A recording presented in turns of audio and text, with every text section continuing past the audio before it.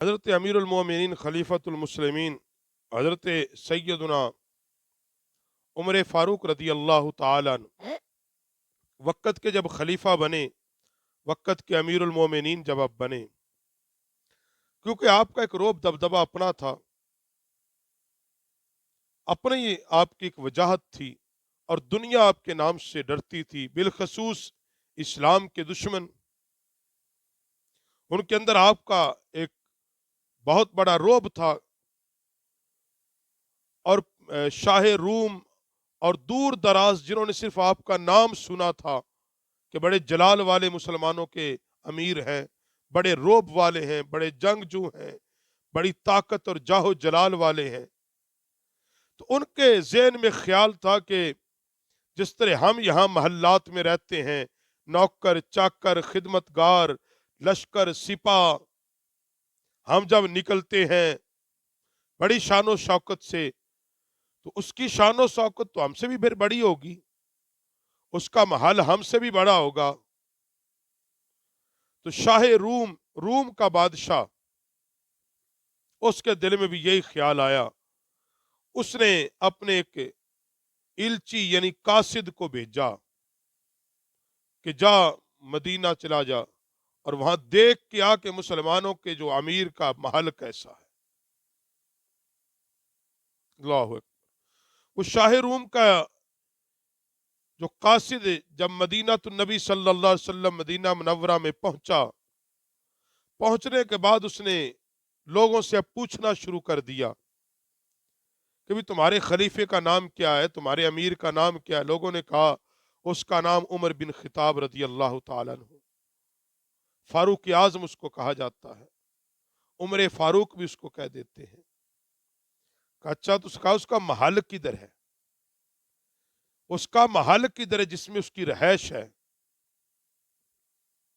تاکہ میرے پاس سامان ہے، کیونکہ وہ بڑے سارے تحفے طائف لے کے آیا تھا، یہ گھوڑا ہے، سامان ہے، تاکہ میں وہاں چلا جاؤں اور یہ وہاں پہنچا دوں۔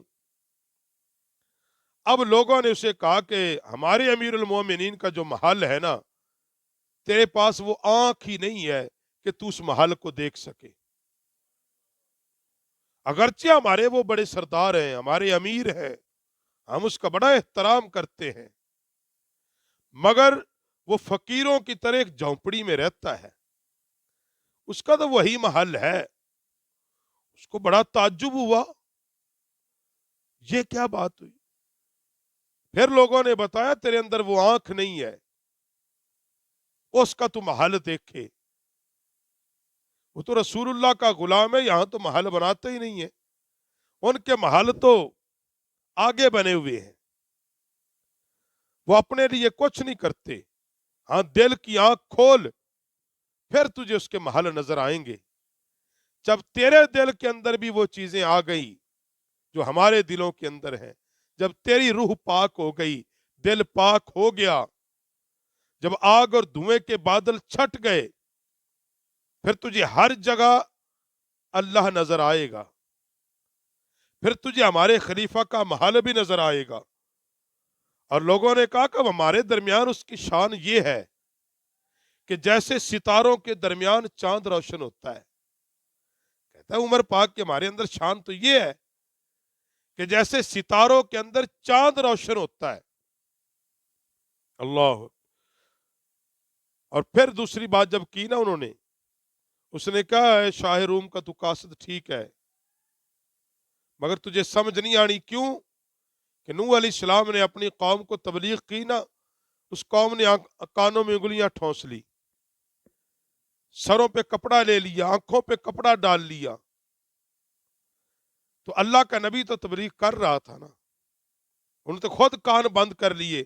کہا بس تیرا بھی حال یہی ہے، تجھے سمجھ نہیں آئیں گی ہماری باتیں، پہلے آنکھ اور کان کھول، دل کھول، پھر تجھے جا کے کہیں یہ پتا چلے گا کہ ہمارے امیر کا محل، اس کی شان، اس کی شوکت۔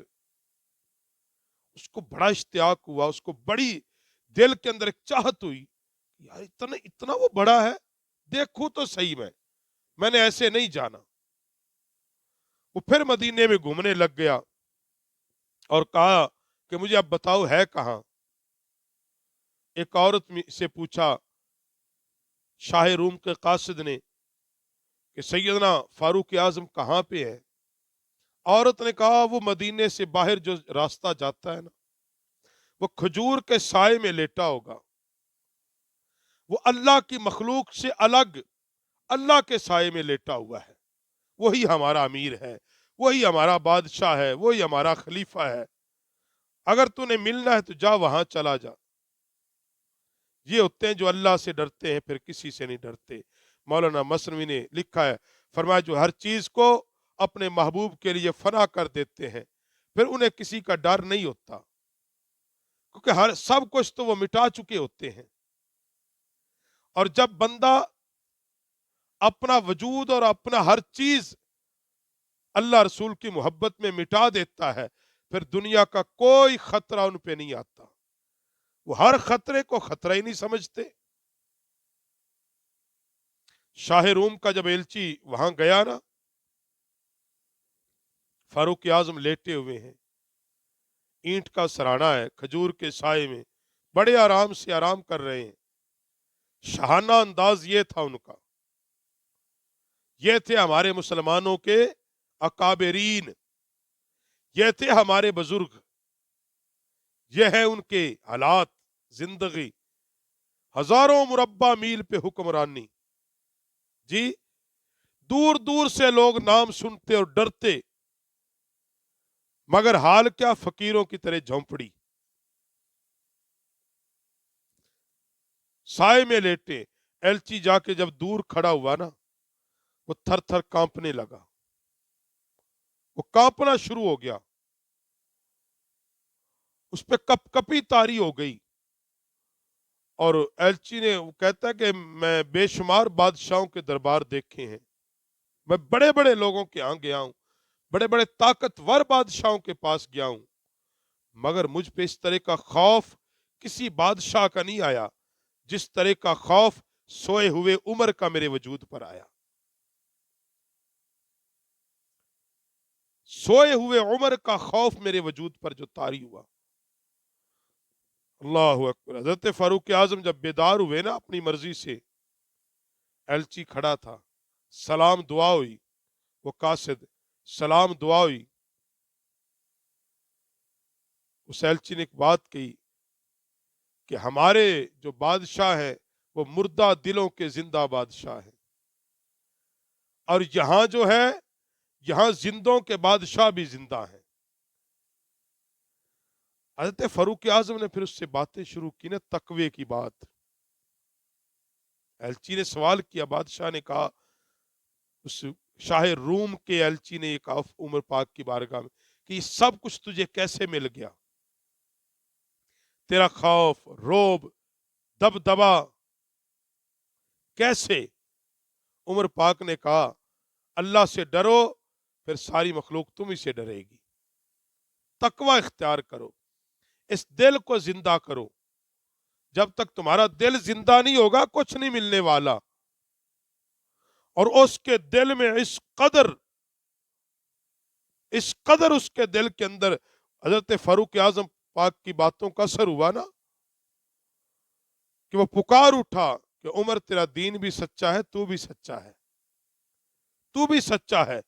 और सैयदना फारूक आजम ने फरमाया कि यार तू जानता नहीं कि अल्लाह ने रूह, जो सबसे पाकीज़ा चीज है रूह, क्योंकि रूह अल्लाह का अमर है, अल्लाह ने तेरे वजूद के अंदर उसको कैद किया है। क्यों? इसलिए कि तू भी पाक हो जा, उसको भी पाक रख, कल्ब भी पाक रख। जब रूह के साथ तो अपने वजूद को भी रूह जैसा कर लेगा, तो फिर क्या होगा? तू फिर अल्लाह की मोहब्बत में ही रहेगा, अल्लाह की याद में रहेगा, और फिर सारी कायनात तेरी हो जाएगी। और फरमाया कि अपने आप को दुनियावी मुआश और जंजीरों को तोड़कर फकत अल्लाह वाला हो जा। तो इसलिए हबाब जी वक़ार हजरत मौलाना रूम रहमतुल्लाह अलैह ने इस वाक्य से जो सबक निकाला वो ये था, इस हिकायत से, कि देखो वो लोग जिन्होंने अपने महबूब से सच्ची मोहब्बत की, اور اپنے آپ کو، اپنے وجود کو، اپنی روح کو فنا کر دیا اللہ کی محبت میں، مٹا دیا رسول اللہ کے پیار میں، پھر ان کو مقام و مرتبہ یہ ملتا ہے کہ بڑے بڑے بادشاہ بھی ان کی بارگاہ میں کھڑے ہو کے کانپتے ہیں۔ تم یہ چاہتے ہو کہ تمہیں کسی چیز کا دنیا آخرت میں خوف نہ ہو، فرمایا پھر دلوں کو طہارت عطا کر دو، روح کو پاک کر دو، انشاءاللہ پھر تمہیں یہاں بھی تمہاری زندگی ہمیشہ اور وہاں بھی زندگی ہمیشہ ہوگی۔